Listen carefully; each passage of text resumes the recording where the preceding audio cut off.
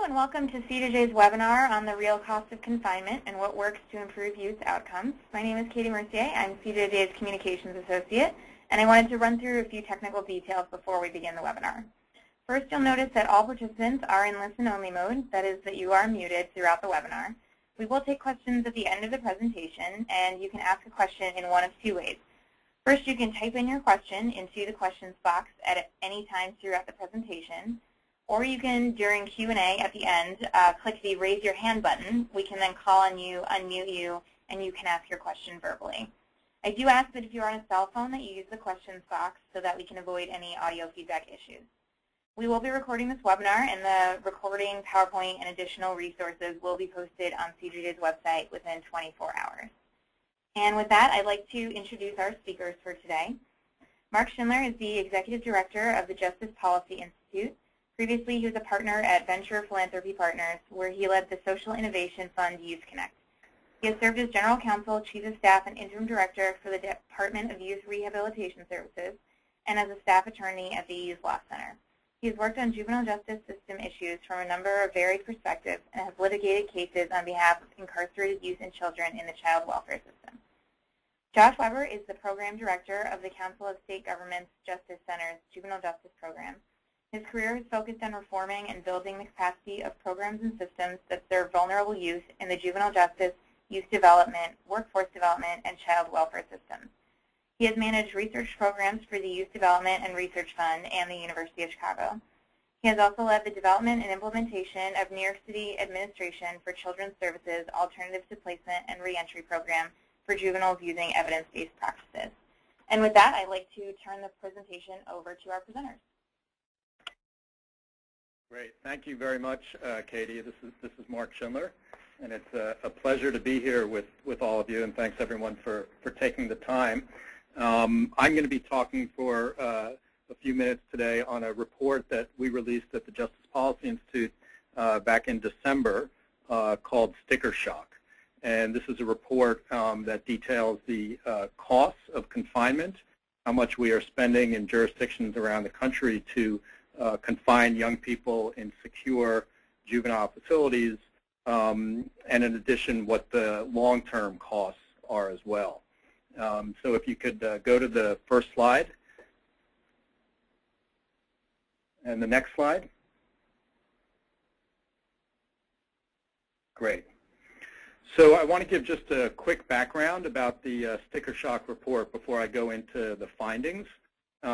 This actually is an update of a report that Justice Policy Institute did back in 2008 and 2009 that also looked at the cost of confinement. And so there's been lots of interest about this over the years, and we decided to do an update of that report and to add a bit to it as well. Essentially, our methodology on this report was in two components. One is to get the direct costs of what it costs to lock up a young person in a secure facility. We conducted a survey of states across the country where we asked state departments of juvenile justice or their equivalent to provide to us how much it costs them to incarcerate a youth in their most secure and most expensive facilities. So that was the question that was posed is, what is the cost for your most expensive out-of-home placement? And all of this information that we reported on was provided by states, either directly in response to the question or was available on their website or provided in budget documents that we were able to access. And so now I want to go through the findings for that initial question of the direct costs. We had roughly 46 states who responded, and we were able to collect data from those states, and we also are now in the process of updating that information because it can change on a year-to-year basis. And we also have had states contacting us with updated information. What we found is that most states spend more than $100,000 per year per youth to incarcerate a young person. That included 33 states and jurisdictions where taxpayers can spend $100,000 a year or more. and where the most expensive confinement option for a young person on average costs nearly $150,000 a year per youth, and that comes out to roughly $400 a day. There was quite a range across the states, some from as low as anywhere in the $40,000 range. Louisiana was a state that their reporting came to $46,000, and some as high as over $350,000, and New York was the highest cost state. The cost can vary for any number of different reasons, including, for example, in New York, where they had closed a number of juvenile facilities, and so the number of kids who were incarcerated had gone down, which actually means the cost per youth goes up. We also reported in Sticker Shock that community-based programming can cost much less, for as little as $75 per day. And we cited the research that is available in the field that talked about the outcomes that come from well-run community-based programs, which can be more effective in terms of public safety and other outcomes that are measured at a much less cost. A couple of things just to add on this slide, as you see, various different places count or calculate how those costs are accounted for, and a couple of things that goes on to the cost. The direct costs are the treatment options that are provided within a secure facility, staff costs, which in unionized facilities can actually be higher. We do have facilities around the country that are privatized, and sometimes that results in lower cost. And as I noted, whether a facility is running at capacity or under capacity can impact the cost per youth. I want to advance to the next slide now. So as I said initially, this report was an update of a report that JPI did some years ago, calculating the direct costs of confinement. This report, I think, is very important for the field because it also, for the first time, attempted to calculate what the long-term indirect costs, if you will, are for the confinement of young people.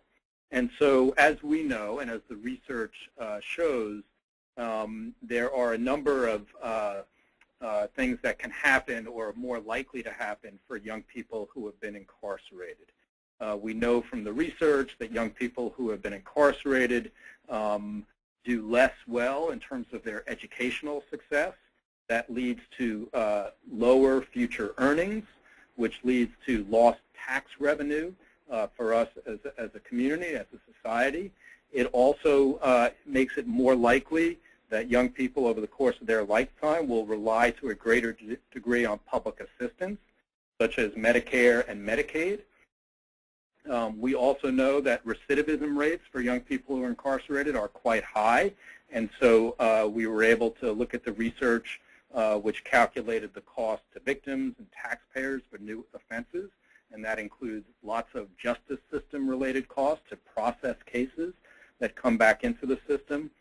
And finally, we looked at some of the PREA data, and we're able to calculate roughly what type of medical expenses and pain and suffering might be incurred from youth who are victimized by sexual assaults while in facilities.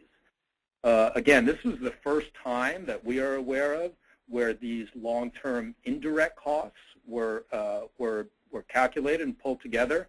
We worked with economists on this piece of the report to figure out what those long-term costs would be. And based on those calculations, as you can see, the table on this slide shows that the range is anywhere from $8 to $21 billion a year in long-term costs.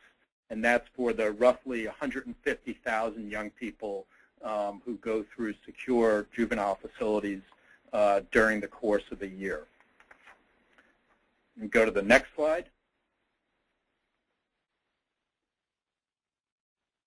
And what you see here is an explanation of that number of youth that we use to calculate these long-term costs. Some of you may be more familiar with a number that is in the range of 60,000, and that's from the Census of Juveniles in Residential Placement and Juvenile Court Statistics, and that is the one-day count of youth who are in secure confinement during the most recent year that was calculated. That's down substantially from the 100,000 or so youth who were incarcerated on a given day roughly 10 years ago. But we also know that that's just a one-day snapshot, and so we worked to also calculate, again, roughly the number of youth who were confined sometime during the year that we were looking at, 2011. And based on our calculations, again, the last year of available data, there was approximately 147,000 youth who were incarcerated in juvenile facilities around the country. And so we used that number to calculate the long-term costs, those long-term indirect costs that we pay as a society for incarcerating youth. As I mentioned, there has been, and as many of you know, there's been a substantial decline in the number of confined youth nationally. And so between 2001 and 2011, there was a 46% decline in the number of young people who were incarcerated nationally.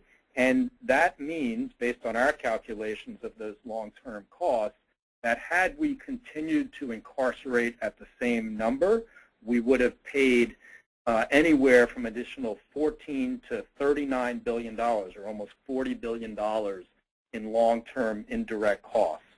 So based on the research that we pulled together, we are able to say that as a result of the significant decline in the number of youth who have been incarcerated over the last decade or so, there's been very substantial savings in long-term costs to our society nationally. I'm going to go to the next slide. And so here we have a number of recommendations that we made in this report. Clearly, we've concluded that needlessly confining young people not only fails to protect public safety, but also can result in harm to young people and is not the best use of taxpayer dollars. In addition, the hundreds of thousands of dollars that taxpayers spend on the direct cost of incarcerating youth, which is what we reported back in 2008 and 2009, is actually just the tip of the iceberg. When we think about the full cost of what we are paying to incarcerate youth, we should also be mindful of the long-term costs, right, and the impact on young people's ability to succeed in school, to get decent, well-paying jobs in the future, and to remain on the right track and not going back into delinquency and other criminal behavior, which obviously has costs. We also looked at this report, as I think most people on this call are aware of, is that these policies in youth incarceration does not impact all youth equally, and that there's a very disproportionate impact on young people of color. And so that is included in the report as well, in addition to the fact that a very significant number, over 60% of the youth that are confined at any given time, are there for nonviolent offenses. And so given the availability of effective community-based options, continued reliance on incarceration is really something that should be scrutinized very carefully, particularly when we're thinking about best use of taxpayer dollars. I'm going to ask you to go to the next slide. And so this is just a visual of what I've just been talking about. Again, the tip of the iceberg is those direct costs of locking up young people, and there you see underneath the additional costs that are incurred that adds up to that $8 to $21 billion. I would encourage all of you to go to our website at www.justicepolicy.org and click on Sticker Shock, and you can access this infographic as well as other graphics, and where we would be happy for folks to share these with your colleagues and your networks to spread this information. And finally, we'll go to the last slide. And here you have the recommendations that we made in the report based on the research that we had collected. And so we've concluded, and this is not just in this report, but in other reports that JPI has issued, is that a more effective use of taxpayer dollars is to reduce spending on secure confinement and, as much as possible, move funding to community-based options. That doesn't mean that no youth should ever be incarcerated. We understand that there are a percentage of youth for their safety and for the safety of the community who do need to be in secure options, at least for some period of time, but that we can have many more youth in community-based options, and that also makes fiscal sense. We have recommended that states and jurisdictions identify and address any barriers to reducing reliance on confinement where that exists in your community. And finally, we do have recommendations for additional capacity to track these types of costs across the country in jurisdictions, and to be able to conduct cost-benefit analysis at the state and local level to inform policymakers when they are making budget decisions, so that they have a clear understanding of what the both direct and indirect costs are for incarcerating young people in secure facilities. So those are the recommendations that we included in the report. Again, I would encourage folks to go to www.justicepolicy.org and look at the information on sticker shock, and encourage you to share that information within your networks. I look forward to your questions at the end of the presentation today, and look forward also to hearing my colleague Josh Weber from the Council of State Governments, who's going to talk about the good alternatives and ways that we can work to reduce recidivism and improve other outcomes for youth in the juvenile justice system in ways that is less reliant on use of secure confinement. Thanks very much for your time today.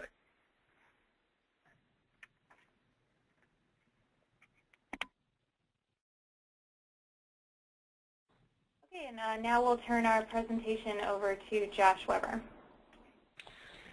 Good afternoon, everyone. Thanks for your time. Excited to be able to present to you today.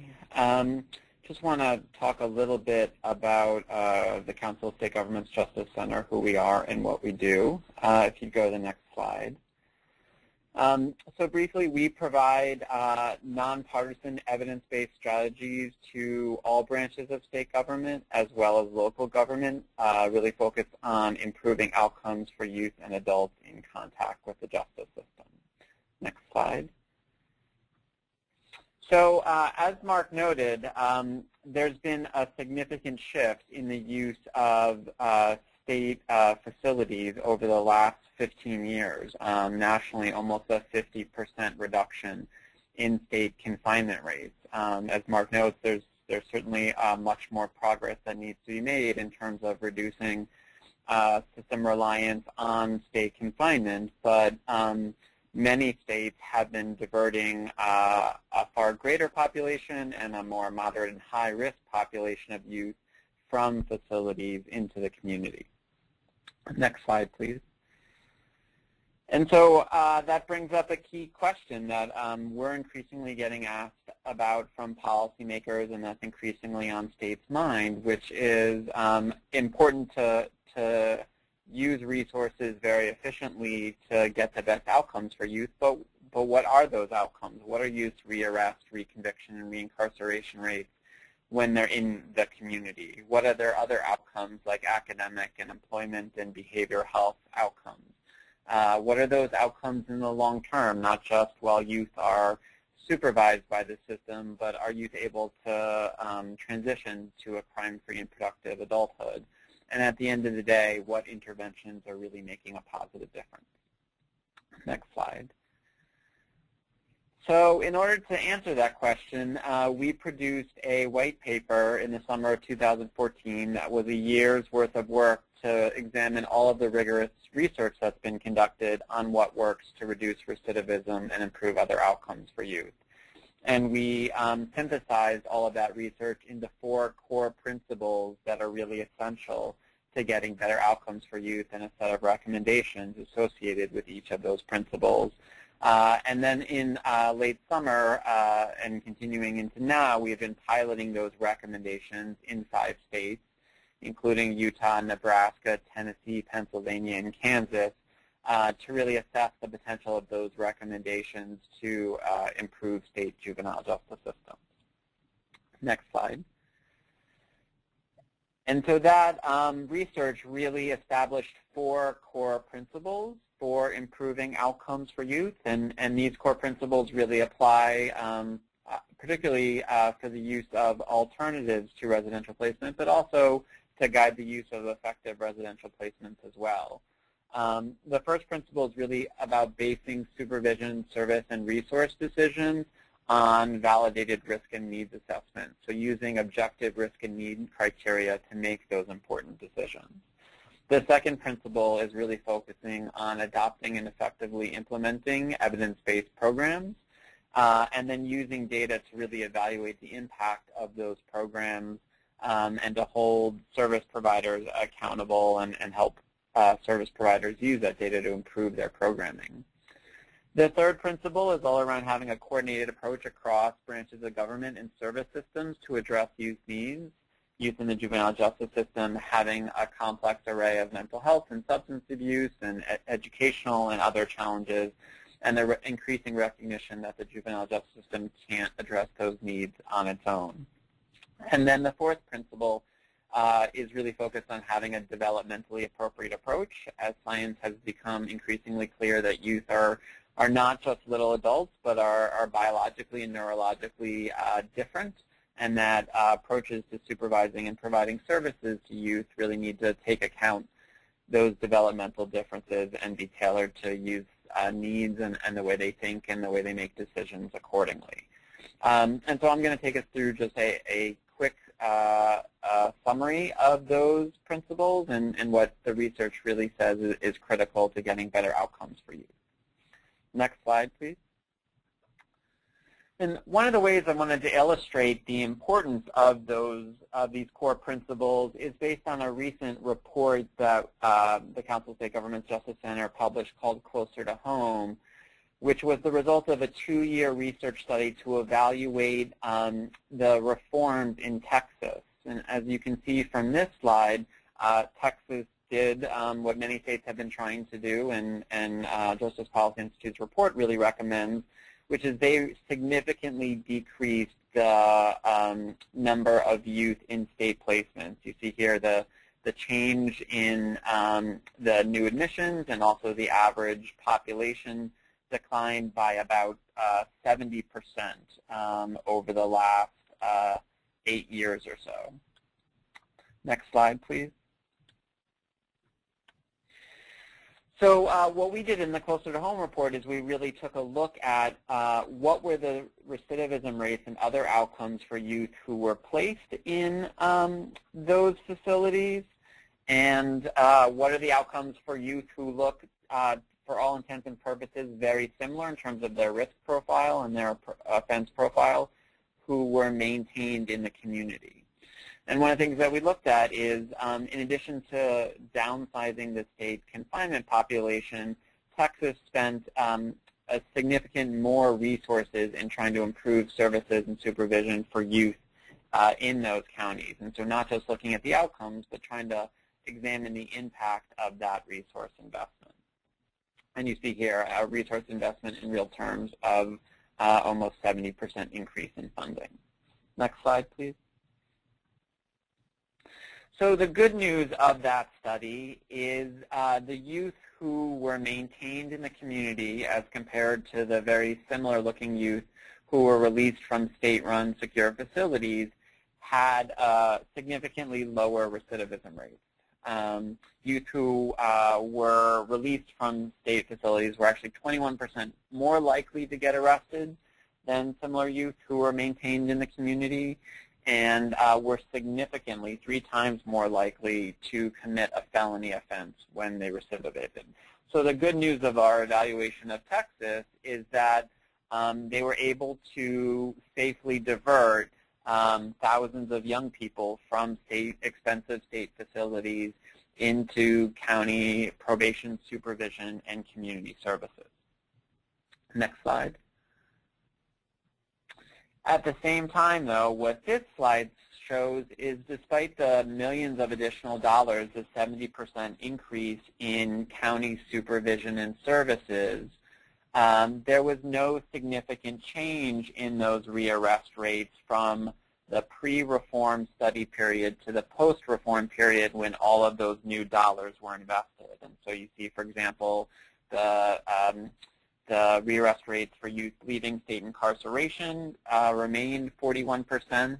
And then we grouped the wide variety of programs that youth participated in, skill-based programs, treatment programs, to see what the impact of those additional resource investments were on rearrest rates for youth who were in the community.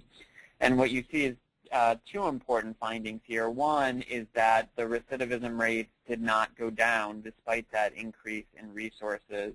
And 2, the recidivism rates for youth who participated in skill programs or treatment programs, for example, were not statistically significantly different than those who were placed in a local facility or even who didn't receive any intervention at all. And while it's difficult to try to understand to what was really driving this lack of impact of participating in various programs and different resources, as we began to drill further and further into local county practice, what became increasingly clear is those counties who were getting better outcomes compared to those counties who were getting worse outcomes was really an adherence to these core principles that I'm about to talk through. And so just a way of saying that these key principles are more than just sort of abstract or academic findings, but really have very significant real-world consequences for states and counties that are trying to implement reforms and really reduce their reliance on residential placements.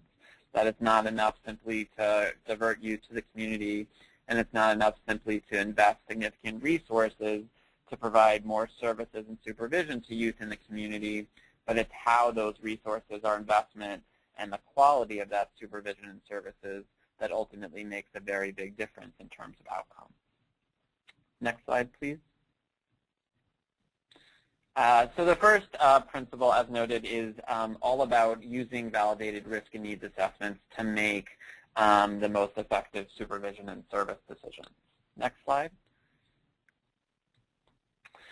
So the first key part of making those kinds of key decisions is principles of risk, need, and responsivity. And basically what the research has shown is that providing intensive supervision and services for youth who are low risk of reoffending is not a good use of resources and actually can make the recidivism of low-risk youth worse. While conversely, focusing supervision and services on those youth most likely to reoffend gets you the best bang for the buck in terms of better outcomes. The need principle has demonstrated that in order to best target those services, while youth may have a wide range of needs, there's really a few specific key needs that research has shown that drive youth delinquent behavior. Those include antisocial thinking, family dysfunction, substance use, a lack of educational and vocational success, and it's really targeting those very specific needs that gets you the best outcomes. And then finally, the responsivity principle demonstrates that the most effective way to use supervision services is to really build on youth strengths and to provide them treatment that is based on how they will respond to different interventions. And so, for example, mental health is a key responsivity factor where research has shown that mental health is not directly related to recidivism, but if you don't address a youth's mental health treatment needs, they can't respond to other effective interventions. And so systems that want to use resources efficiently and really get the best outcomes need to focus on these risk, need, and responsivity principles. And the best way to do that is really having a validated risk assessment tool. Because basically research has shown that individuals, based on their professional judgment alone, aren't well equipped to determine who is most and least likely to offend and what the key service needs are that are driving youth behavior and what youth have mental health or other key responsivity needs. Instead, there's a lot of tools out there that have been validated to show that they can predict a youth's likelihood to reoffend and really help systems identify what those key needs are that are driving youth delinquent behavior. Next slide, please. And so ideally, in a juvenile justice system, this would look like a three-step process. The first step would be to use a validated risk assessment tool to really sort youth into buckets in terms of who's low risk and medium risk and high risk to reoffend. And what the research would say is that for those low-risk youth, they really probably shouldn't be in the juvenile justice system at all. They might have other service needs, but that those can most adequately be addressed by other service systems and don't really belong in the juvenile justice system. For medium and high-risk youth, the majority of those youth should be on probation with, as Mark noted, residential placement really being used as a last result.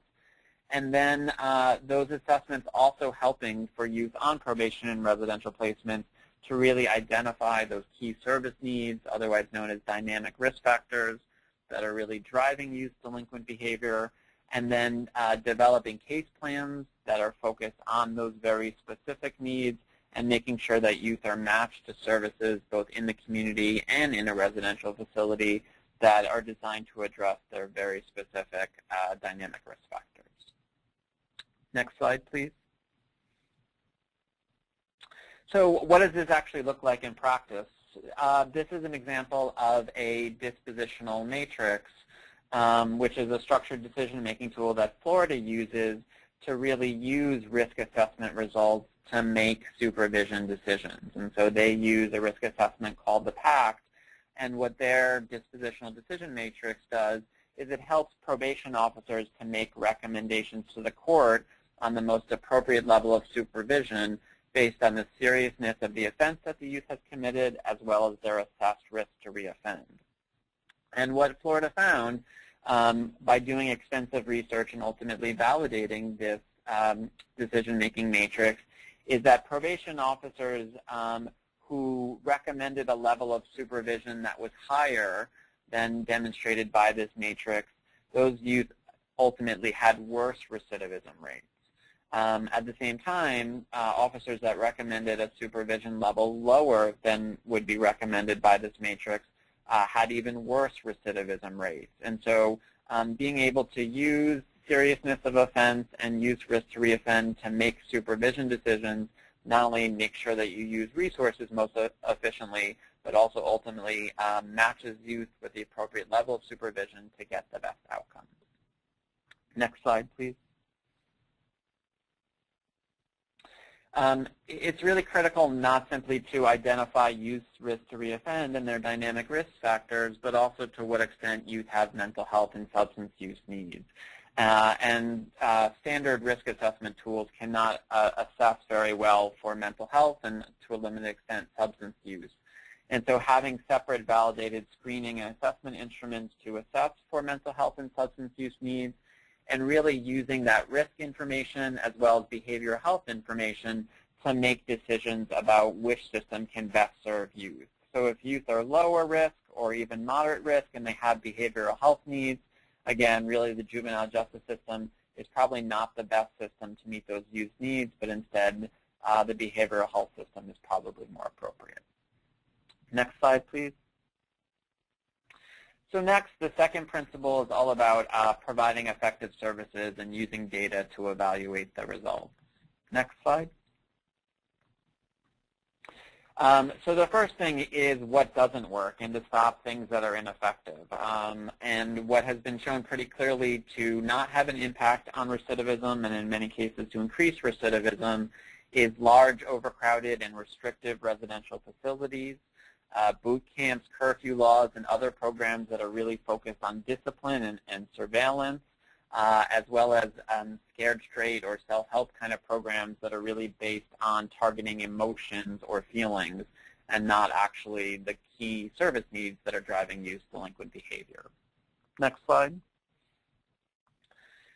So what does work? What does work is services that are really focused on youth positive development, which have been demonstrated to reduce recidivism by 40% or more. And there are two main approaches that have been shown effective. The first is a cognitive behavioral therapy approach, which really targets the way youth think and how they respond in certain situations and gives youth the thinking patterns and the tools and skills they need to respond to situations in a more pro-social fashion. And then family-based approaches. And so most of the effective programs that have been shown to reduce recidivism for youth work not just with the youth, but in many cases work actually more with the family, given how critical a role families play in determining whether youth are involved in the justice system as well as other systems. Next slide, please. The return on investment of investing in evidence-based practices that have been proven to work are pretty significant. And so what this chart shows is that $1 invested, for example, in aggression replacement training, which is an evidence-based program that could be provided in probation or in facilities, actually gets you a return on your investment of $37. And so this just demonstrates, as Mark noted, that providing even higher risk youth with services in the community in one of these evidence-based programs is a far more efficient use of resources and ultimately a better way to protect public safety for the majority of youth than placing them in a residential facility. Next slide, please. Research has also shown that it's critical not simply to provide youth with evidence-based programs, but also that the implementation of those programs, program fidelity, is critical to get better outcomes. I have to walk through this quickly today, but there are research has clearly shown that the way that programs are implemented makes a big difference in terms of whether youth are matched to programs that specifically address their needs, whether programs are provided with the correct dosage, the correct frequency and intensity of services that are needed to improve treatment outcomes, whether programs have sufficient quality assurance and quality assessment procedures in place, so staff training, manuals, data collection on outcomes, really critical to using services effectively. Also, whether providers receive technical assistance to be able to implement services effectively, and ultimately whether data is being collected on the outcomes that youth are receiving as a result of the programs. So research shows, one, the importance and the potential cost savings of using evidence-based practices, but also that those cost savings and outcomes will only be realized if the programs are implemented effectively. Next slide, please. One of the key ways for states to track what's happening with youth in their juvenile justice system is really to be tracking recidivism rates and other outcomes. And what this data shows, based on a survey of state juvenile correctional agencies, is 20% of all states aren't tracking recidivism rates at all for youth in their systems. And of the 39 states that are tracking recidivism rates, many are doing so in limited ways, and many states are not really able to analyze the recidivism data they have by key youth characteristics like risk level or their participation in certain programs to really know whether they're using their resources effectively to get the best outcomes. Next slide.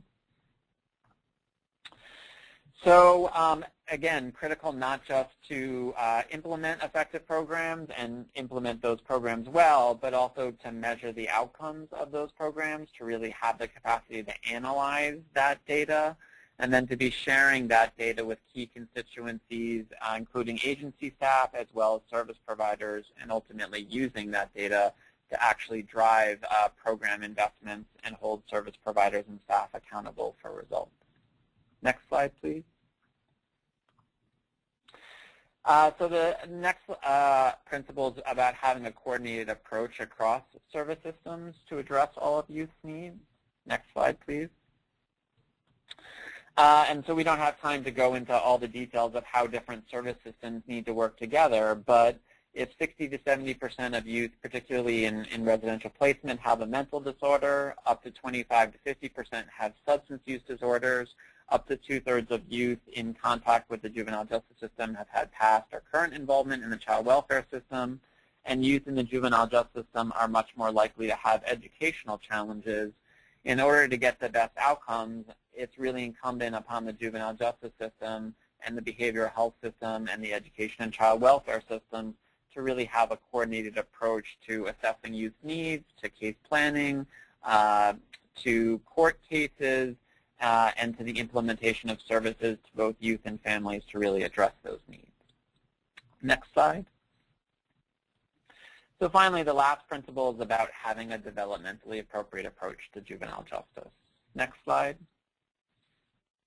As noted, youth are developmentally different than adults. The research has really shown that youth are more likely to engage in risky behaviors. They don't think about the long-term consequences of their actions. They don't respond very well to punishment.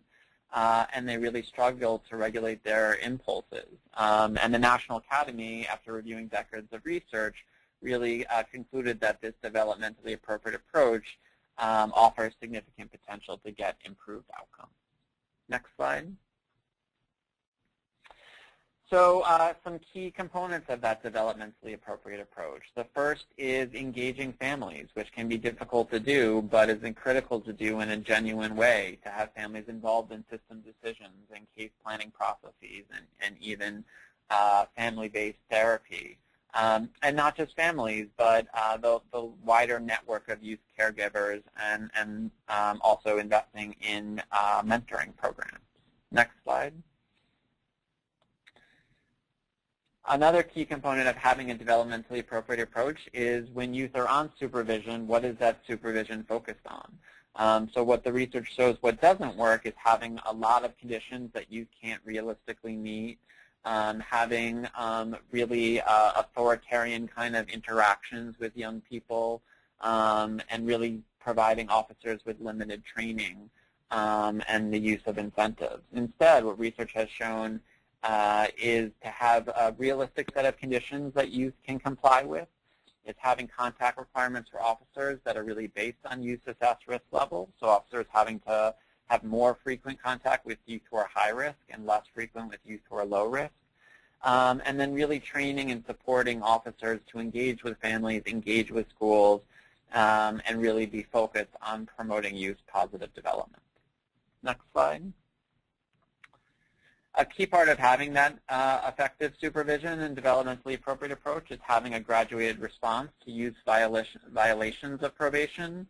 So rather than immediately jumping to a technical violation and bringing youth back to court and putting them in a residential facility, is really having a continuum of graduated responses that are based on the level and frequency of their misbehavior, their risk to reoffend, and adjusting supervision requirements and also service supports to help youth really comply with those conditions of probation rather than punishing them. Next slide, please. Research is also increasingly showing that accountability and punishment are not the same thing, and that there's growing evidence that restorative justice accountability practices, which really help youth to understand the consequences of their actions, particularly through victim conferences and mediation, restitution, and community service, actually have better results and make victims more satisfied with the justice system, and also can have an impact on recidivism for youth as well. Next slide, please. And finally, a key part of having a developmentally appropriate approach is also having a fair approach. And youth are very keen to a sense of fairness, and research has shown that when youth feel that the processes that impact them are more fair and that they've been given a voice and treated respectfully, that they're more likely to comply with justice system mandates and likely to have better outcomes. And so systems that attend to issues of procedural justice and system equity. It's not only the fair and right thing to do, but ultimately research shows those kinds of practices likely to get better outcomes for youth as well. Next slide. And that's it. So that was kind of a whirlwind tour, but hopefully some key takeaways there about, as Mark noted, reducing reliance on residential placements, using resources more efficiently, and some of the key core principles and recommendations for how to use those resources to make sure youth in the community can have less contact with the justice system and ultimately better educational, vocational, and other outcomes in the long term. Thank you. Okay, I want to thank our two presenters. We can take questions at this time. I just wanted to remind everyone that the PowerPoint, the recording, and additional resource materials will be posted on CJJ's website within 24 hours. As I said before, you can ask questions in one of two ways. First, you can type in your questions through the questions box, or you can click the raise your hand feature and we can unmute you, announce your name, and you can ask your question verbally. We do ask that if you are on a cell phone that you please type in your questions so that we can avoid any audio feedback issues. So our first question is, since the nation as a whole has seen an almost 50% decline in the use of secure confinement, have you compared the rate of decline in the states initiating reform against those who have not? And if so, what is the difference?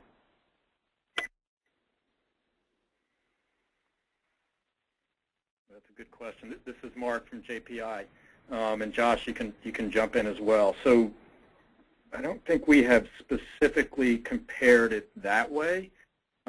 We have looked at a number of the states who have engaged in reforms to reduce the number of young people incarcerated. If you look at our website, we have two reports. One specifically looks at the state of Connecticut's reforms, and another looks at 5 other states who had reduced their use of incarceration. What we have seen that's in common across those states is that there has not been an increase in juvenile crime as they were reducing their reliance on incarceration. And in fact, and this is true on the adult side as well, we know that there are a number of states, New York is one of them, that has substantially reduced their use of incarceration and have seen larger reductions in their crime rates during that time than other states who reduced their use of incarceration less or increased their use of incarceration.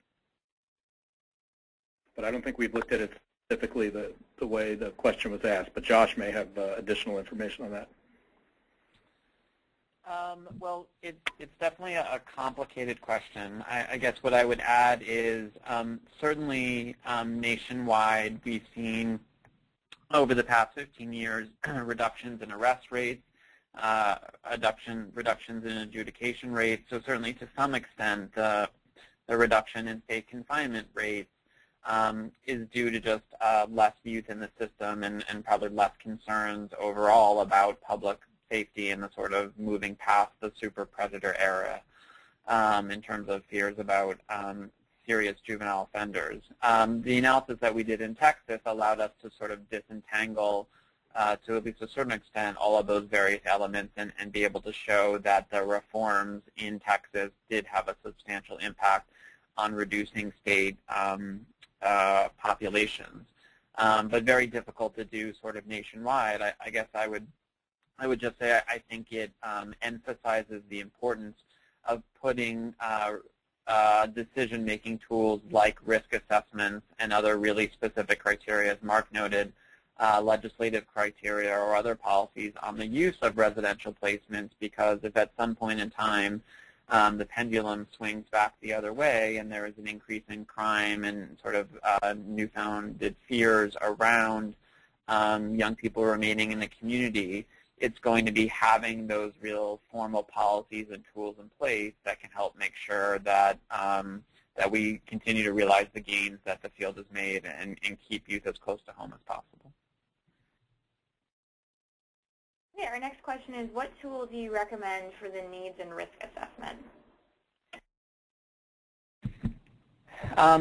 So we wouldn't necessarily recommend a specific tool. Every state and county is going to have a little bit different of a juvenile justice population. There are also different tools that you would use at different points in the system. And so earlier in the system, you'd have a brief risk screening tool, and later in the system, you'd have a more in-depth risk assessment tool. What we would recommend is to make sure that you use a tool that's been validated, and there's a number of tools out there that have been validated nationally. I would refer folks to the National Youth Assessment and Screening Partnership, NYSAP, and their website, where they identify a number of what those nationally validated risk assessment tools are. And they've also done a really thoughtful job of identifying a number of the elements that are really critical to implementing risk assessments effectively. It's not the kind of thing where you can just sort of grab one of these off the shelf, but there's a lot of really critical decisions about how the tool is used, who's going to conduct the assessment, how staff are trained, how the results are used that really go into making those decisions. And so I would encourage folks to use the National Youth and Assessment and Screening Partnership as a resource to help guide some of those decisions. Okay, our next question is, how do courts define recidivism differently, and do you recommend a particular method for measuring recidivism?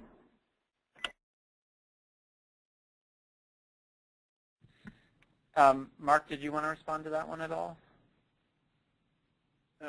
Why don't you jump in, Josh, and I can follow up as well.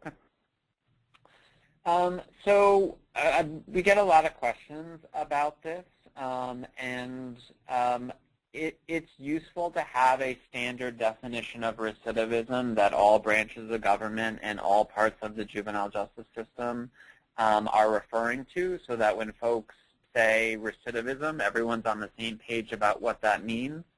But actually, from our perspective, we think more important than even a single definition is, to the extent that a jurisdiction is able, is really to track recidivism in multiple ways.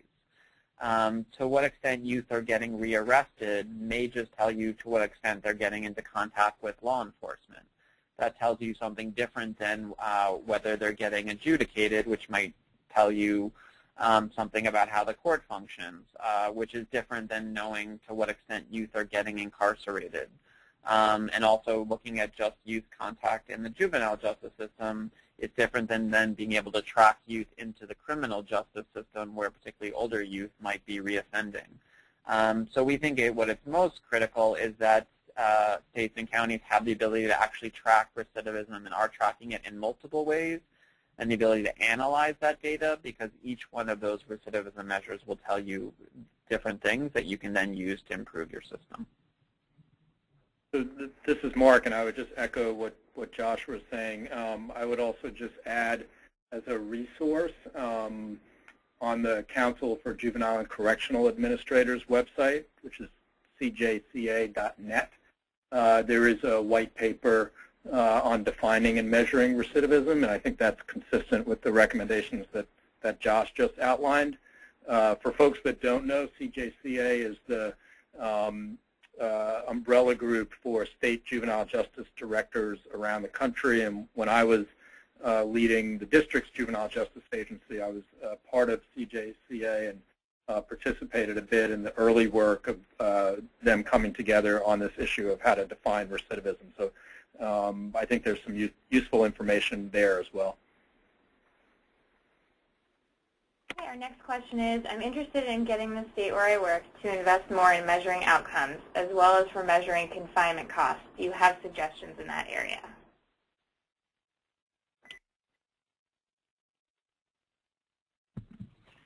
Mark, you want to go first? Sure. Thanks, Josh. So, I think there's a number of resources that, as Josh alluded to, both CSG and also the organization that I just referred to, CJCA, has information on collecting the data. So I would encourage folks to look at those resources initially. And then I think beyond that, obviously the information that we have on the Justice Policy Institute's website are good resources Depending on what hat you're wearing and where you sit in your jurisdiction, I think one of the things that people should do is ask questions, right? And so whether that's directly to state administrators, whether that's if you are a state legislator or you have can communicate with state legislators to ask these types of questions, whether that's during oversight or budget hearings. I think it's important and incumbent upon all of us to encourage policymakers to make decisions based on data, including cost data. So I think there's a number of resources out there, and I would encourage folks to ask those questions. And we at JPI, of course, would be happy to talk with folks offline about how to frame those questions. Okay, go ahead. All right, now I was just going to echo what Mark said, and appreciate that many states and counties just don't have the resources to invest in case management systems and research staff to really develop the capacity to track this data.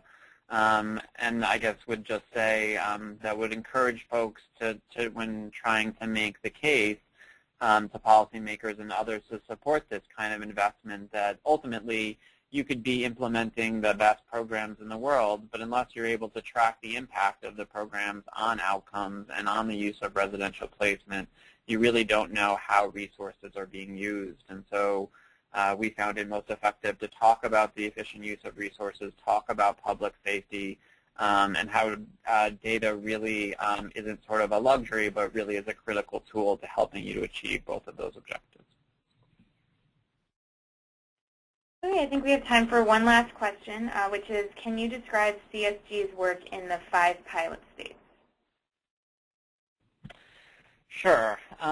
So as part of those pilot projects, we're testing out a set of checklists to really help states to assess their juvenile justice policies and practices against those core principles that I reviewed. And so we've been conducting focus groups with stakeholders, a wide variety of stakeholders in all of those states, collecting data on their implementation of those core principles, and then sharing the results with states to identify opportunities they have to really implement improved policies and practices that will get them better outcomes. But ultimately, we're going to create a set of these checklists as well as some other implementation tools for the larger field so states and counties can conduct this kind of assessment on their own. And so we'll be developing those resources in the coming months, and we'll be looking forward to sharing those with states in the field so they can conduct their own assessment of to what extent they're implementing these core principles. Okay, great. I just want to conclude our webinar by saying thank you to Mark and Josh. If we were unable to get to your question, as you can see, their contact information as well as mine are up on the screen. And with that, thank you everyone for joining us today, and have a great day. Thank you.